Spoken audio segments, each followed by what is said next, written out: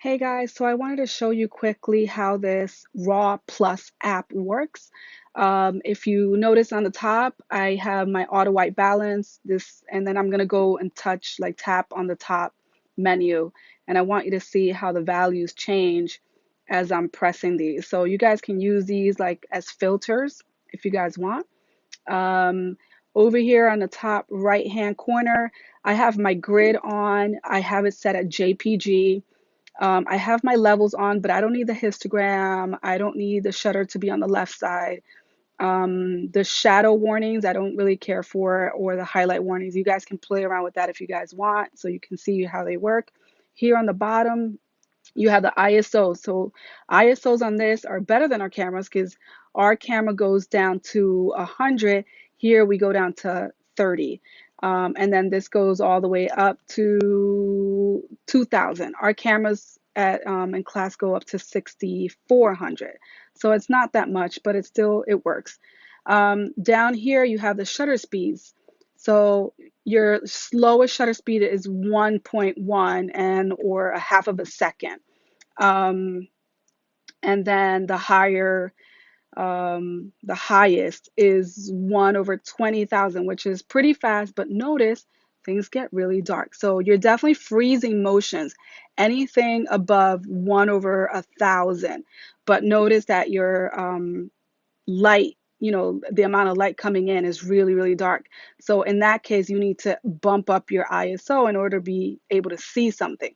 So if I were to move my camera as I'm taking a picture, this image still looks pretty frozen, right? Um, what I'm going to do is I'm going to reduce this down to 1 over ISO 30, and then I'm going to reduce my speed. Anything below 1 over 60, you're going to get motion blur. So I'm going to move this down to, let's say, 1 over 15. And I'm going to try to move my camera as I'm taking the picture so that you guys can see. So I'm going to press the button on the right where the app is, the app logo on the bottom right. And as I'm taking a picture, I'm just going to move this camera. Okay. So and then I'm going to go here. And you notice how like you start to get a little bit of motion blur, like the image looks, you know, um, it looks blurred.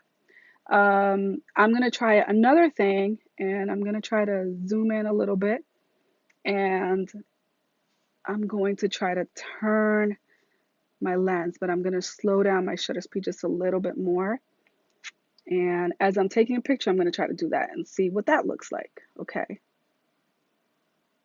All right, let's see what that looks like. Um, that looks okay, I guess.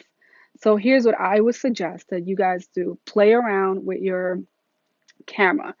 Play around with the movement. You can turn, your camera as you're taking the picture.